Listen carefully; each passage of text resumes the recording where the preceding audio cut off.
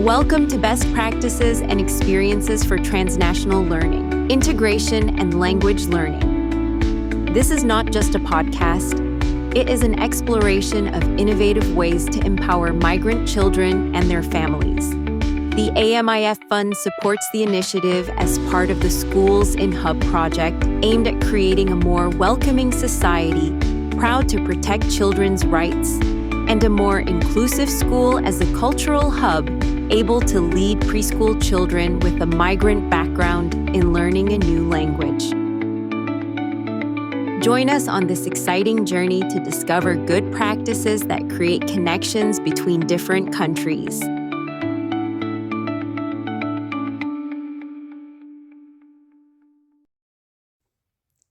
Hi everyone, my name is Tony from Parent Association Step by Step from Zagreb, Croatia, and today we're making a podcast for the SCHOOLINHUB project on the topic of integration of migrants and their children into Croatian schools and society. Today I'm here with Kristijan Lepešić. Hi Kristijan. Hi. Can you tell us a little bit about yourself, your work and your organization? Yes, so I'm a lead coordinator in IDEMO, Institute for Democracy in Zagreb, Croatia. And our primary task in the current activities is focused on migration and migration integration. This is something we've been doing since the Russian invasion into Ukraine. When the first wave of refugees came from Ukraine, this is when we started to work. And then additionally, it transformed into other migrants and foreign workers that are currently in Croatia. Okay, based on your experience, what are the biggest challenges migrants face when integrating into Croatian society? That's a complex question because it really depends where the migrants come from and what is their language background. So some migrants come with some knowledge of at least one European language or with at least an understanding of English language. However, now in the past, I would say 18 to 20 months, we are seeing more and more migrants who come with no prior knowledge of English or any other European language. This creates a huge obstacle, not just necessarily for the jobs, because the jobs they're doing do not require necessarily acquisition of language, but it does require a knowledge of some European language in order to help them integrate into society, to enroll the kids in school, to visit a doctor's office, and all other even benefits that they could be accessing, but without language, this is one of the main obstacles that they're facing. Can you share a personal story or encounter with a migrant that left a strong impression on you? Well, there's several. I would say probably the difference between people with different backgrounds and different linguistic backgrounds. So for instance, we were seeing Ukrainian refugees acquiring a Croatian language within a 3-month period. And then seeing them transitioning. These are people who come with professions, even as doctors, who are not able to find work in Croatia as doctors because they do not have licenses because of the obstacle of language. But once they would transition and manage to learn the language to the B2 level, they would be able to acquire their jobs back. But with their jobs, we also see a transition in acquiring their dignity back. And that was, I would say, one of the largest transitions we've seen. Another more impactful story, I would say, was also when the recent events happened in Croatia, in Zagreb, when we had the shooting in that school in Prečko. It was actually involving a child of one of the parents that we had in our language class. Since the parents do not speak English, they only speak a foreign language, and they do not yet understand adequately Croatian. Their child, who witnessed the tragedy that happened in that school, was sort of trapped in a situation where the child did not speak the language, did not understand what was going on, but was witnessing an enormous amount of panic and trauma that was happening. I would say that single event showed us the other side of the spectrum when we do not have the language and you do not have anything to rely on, how traumatic event can even be more traumatizing for the person without proper help to integrate into society. How do migrants generally perceive Croatian culture and attitude towards them? Mostly migrants perceive Croatian culture in a positive light. They perceive it as something that they want to learn about, they want to experience, engage, and possibly learn about a people and their traditions. There can be also some difference depending on where the migrants come from. Unfortunately, some migrant groups that come in large groups are not properly accommodated in Croatia through their employers. Rather, their employers rent apartments where they put 20 of them. So in a sense, they are segregated from society. And except for their work, that is often very physical and very taxing for them, they do not have a chance to experience other sides of Croatia. So we even asked some of them, when we did some research, we asked them, well, have you seen any of the national parks? Have you interacted with the local population? So except for people that they see in stores or in bakeries where they're buying some goods or services, most of them have not traveled. Most of them have not interacted with the local population in a laid-back sense, but only in a professional sense. So we also see that if migrants have a fairly negative opinion of the culture or of the people, it is always based on their interaction with their employers. So if the employer is not treating them well and is violating some of their basic rights, they usually perceive a larger culture also in that light, which of course is completely understandable because they do not have other recourse. They can only talk to their language expats, and that's it, nobody else. What role do language barriers play in the integration process, and how can they be overcome? This is exactly what we've been talking about. The language is the key to understanding a culture. So language isn't just a source of communication, but it's really a window into a culture. But I think it goes both ways. I think if we see more migrants and displaced people and foreign workers learning the language, the Croatian language that is, we will not only see how they are learning of our culture, but this will also be a window that we can learn of their culture.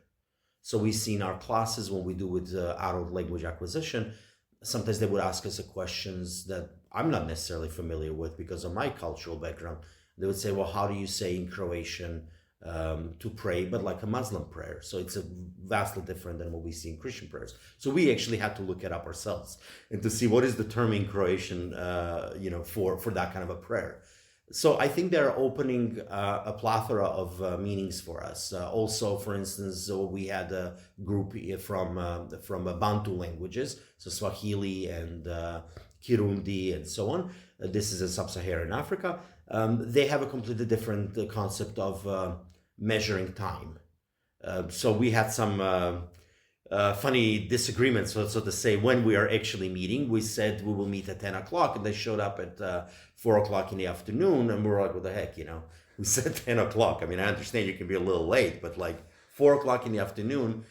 And then it was only through a conversation where you have to be prompt and on time and so on in Europe. Otherwise, that you could suffer consequences and so on. They said, but we showed up on time. It is 10 hours since the sunrise. And we're a little bit surprised with that. Like, what is this? So when we looked into it, then we realized that in most of these languages, the time is counted from 6 a.m. when the sun rises. And then, so if we wanted to meet with them at 10 o'clock in the morning, we should have said 4 o'clock. And not 10 o'clock. So we see that, there's a huge exchange. So not just, it's not a one-directional process. It's a bi-directional. We're also learning of other cultures. We're learning of their traditions, cultural heritage, and it facilitates a better inclusion and a better cooperation, I would say. Are you aware of any specific policies or initiatives that have been particularly successful in helping migrants integrate? I would say the key one is language. So all the organizations that have focused on language learning and language teaching, they have significantly helped integration of migrants. The important thing in this regard is that teachers often are also cultural facilitators. They not only explain the language itself, but they also help to understand how do you enroll a child in school. That you have to register with a local doctor if you want to have access to healthcare. and all the other nuances that you would not even assume with moving to another culture. So I would say that that is one aspect that that should be widely accepted. Unfortunately, at a national level, we do not have fully supported language acquisition programs. They did exist for Ukrainian children. I have to emphasize that. They were available in almost every school where the Ukrainian child was present. There would be an assistant appointed to the child for Croatian language acquisition. That is not the case for migrants. So even that very framework that once existed, and it was very successful and could have been easily, let's say, hijacked for these purposes, that did not happen. So migrants who do not come from European contexts are left alone. So I think that that policy that existed for one group should have been expanded to other groups as well, especially because Croatia obviously made a strategic choice to import a huge amount of foreign labor in a short amount of time. I think that right now we're at almost at 10% of the Croatian labor force is foreign. So that means that they would really need to be facilitated. And when I say foreign, I don't mean Bosnia or other regional countries that understand the language. We mean countries from Asia, from South America, from Africa, and so on. So countries with vastly different language and cultural traditions. So policies did exist, but are no longer available. How do local communities in Croatia respond to new migrant arrivals? Are they welcoming or hesitant? It's a very mixed response to what we are seeing from local communities. I would say overall, people are trying to be welcoming, but because migrant groups do not speak the language and people usually see them in groups, sometimes a lot of discrimination can happen in that regard as well. And then migrant groups are then even further ostracized from society. In smaller communities, we see that can even be more welcoming. Especially if the migrants are not are individually present in a particular community or a city, they are much more easily integrated than if they are in a large city where you can be easily lost. Like I said, in this communal accommodation that provided by the outskirts of the city, where only migrants are stationed, where they have no interaction with the landlord, no landlady, no real neighbors, and so on. They are really ghettoized in a way that this is not properly. There is not proper way to integration. I think that in this specific way, I think the local communities would benefit from more interaction on cultural exchange to learn of other cultures, because we do find that Croatians are naturally interested in finding out about other cultures. They do. Zagreb has one of the largest festivals of folklore dances and so on, and so many other places in Croatia do as well. And we would see that this cultural exchange can be something very beneficial, but it's not yet happening. What are some common misconceptions Croatians have about migrants? Okay, there's so many. I would say the most common misconceptions that Croatians have about migrants is, how do they get here? Most Croatians assume that they get here illegally. Only about 5% of migration is illegal. All the rest is fully legal. So migrants, especially from the countries that Croatians find particularly foreign to them, these are cultures that come from different ethnic and religious backgrounds, such as Asia. They actually always come legally, meaning that they always have to have an entry Schengen visa, which means that they were screened properly beforehand. It means that they had to supply a proof of no criminal record. They were properly checked and they were approved prior to arrival. So they did not come to Croatia and kind of wander the streets and then somehow found a job and hacked the system. That's something how Croatians perceive the migrations. That is not true. They wait patiently for sometimes even 8 to 9 months and spend a huge amount of money paying the middlemen to help them with navigating the European law process, how to apply, how to get a proof of no criminal records, how to contact the embassy. Croatia is a small country. We don't have embassies in a lot of these places. So how to navigate all this. So they are investing in their future. they're coming to help their families and themselves. So that would say the misconception is that they're here illegally. How has the attitude towards migrants in Croatia changed over the years? Has it got better or worse? Yeah, I would say it's unfortunately getting worse, and it's following international trends. So it's people are getting worried. They hear reports of migrant committing crimes. They think that this is disproportionately present in migrant communities, which is not the case, that the statistics do not prove that. I would say that journalists and newspapers in general are spreading this narrative as well. When the two friends get in a fight and one of them is not from Croatia, then it would say, fill in the gap for a migrant community, attack the Croatian. That's a very classical stereotype, but it unfortunately is very present, and it perpetuates this notion of foreigners being a problem. I would say that one aspect where we are seeing the migrants are being treated better is if migrants do come with their families.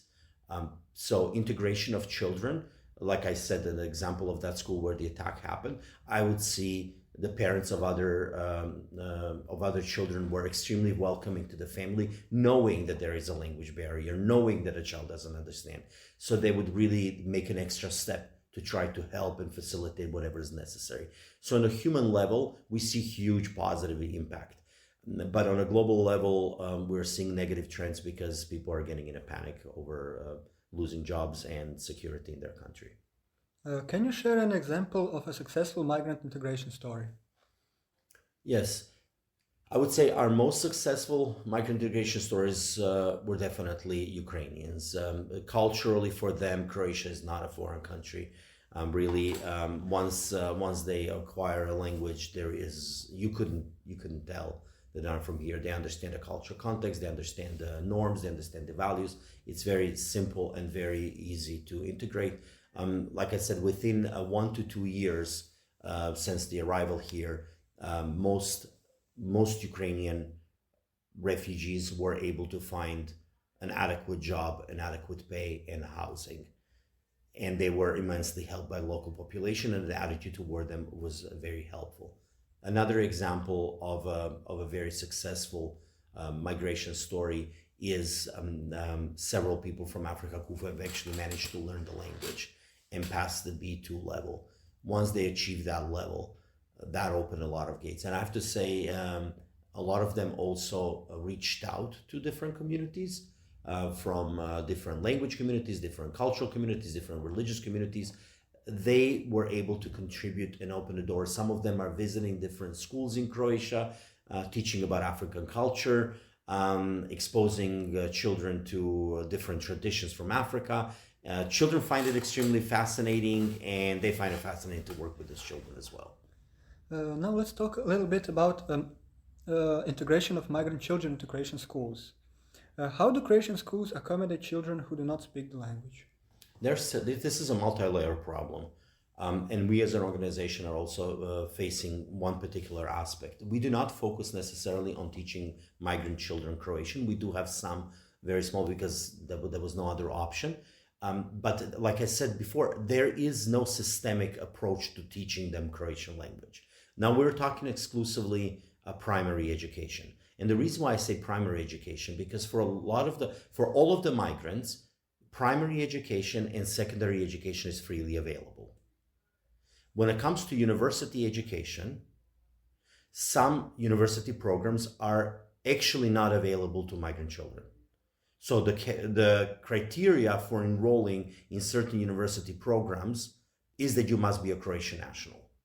If you're not a Croatian national, the system, Postani Student, which is an online national platform for enrolling into university, will automatically block you, will prevent you from selecting those programs. And one of these programs is surprisingly medicine.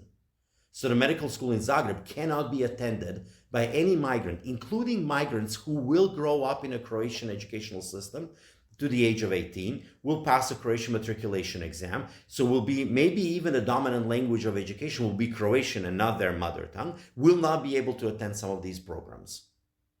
So when we're talking about language is the first barrier. We hope that with acquiring the language, that will at least be able to transition to that first step where we're talking primary education and secondary education. But without a language, this is a problem. For parents and for children, it is very difficult to navigate a system. We've seen reports of parents who we are teaching from their schools that saying that the child is lagging behind, it's not progressing enough and so on, but it's all due to language. What support do teachers receive in working with migrant children?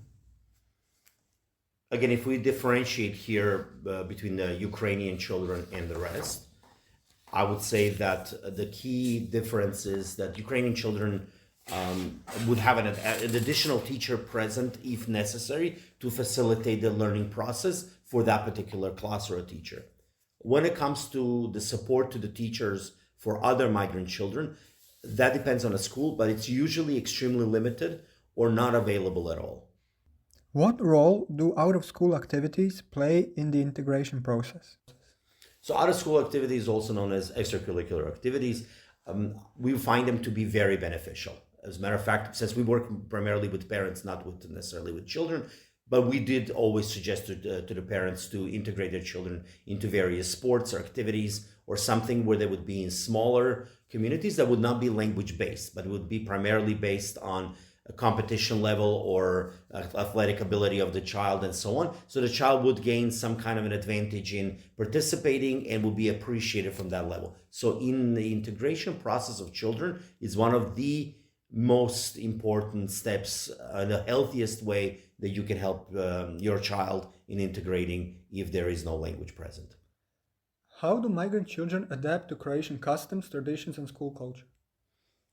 With ease. Sometimes we would see that, for instance, Ukrainian kids would even beat Croatians in a Croatian language competition by the end of the year. They find it fascinating, they find it new, they find it very interesting. And I think we are going to see more and more of that also with other migrant children. They like to learn Croatian songs, they find them entertaining, they like to perform in different plays where they can be playing a particular role. They might not be fully aware of the cultural dimension of that, but they do like in that kind of an interaction with their peers through those activities. And thus they're also adopting various aspects of the culture while still preserving their own. That's awesome. What can be done to improve the integration of migrant children in Croatian schools that hasn't already been done and that can make their experience even better? I know I keep saying that, but I have to emphasize it again. Language, like the primary that one. Is the topic, really, language is the barrier. So I would say the language is also the way. I would say language, but also allowing something that we have done in international settings more, and that is presentation of different cultures on different days, so that the children would have a chance to present their own culture to their peers, to introduce to their peers their own cultural background, countries of origin, cities of origin, family traditions, and so on, because there has to be an exchange. It cannot just be they are accepting a Croatian culture, because that's not the goal. The goal needs to be appreciation of diversity. From your conversation with migrants, what would they say is the most important thing Croatia can do to help them feel more at home? Helping them understand the processes. Most migrants feel that they do not understand even what questions to ask. They feel that they cannot even assume what is the process. So, for instance, as we used earlier, an example of going to a doctor, a family physician. Most migrants assume that you just go to the hospital for any kind of an illness, only to find out that for minor illnesses, you're supposed to report to the family doctor. Well, that's the first time that I've ever heard that they need to sign up for a doctor. So they say, can I just go there? No. Then you find out that even if you are registered with a local doctor, you have to pre-schedule your appointment. So there are a lot of these nuances that happen that somebody who is, even if knows the language, it requires an additional level of skill to understand how to navigate the process. So from their perspective, some kind of a unified approach or a unified way of helping them navigate through the process once they have done the relocation. Because we need to also understand that the relocation is huge and it needs to be facilitated. There needs to be offices in cities that have the majority of the population. There is something in Zagreb. I don't think it's utilized as much as necessary because people aren't aware of it. The city of Zagreb did open one center that is trying to help precisely with that, but I think that needs to be much more widely available and also translated into languages of the communities. Thank you very much, Kristijan, thank you. For sharing with me and with all the listeners of SCHOOLINHUB Podcast your vast experience on this topic. Thank you so much for your interest in this topic.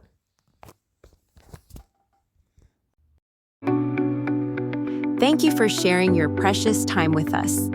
Keep in touch and follow the updates on the website www.schoolinhubproject.eu. Stay tuned and help us with your suggestions to build a more inclusive society.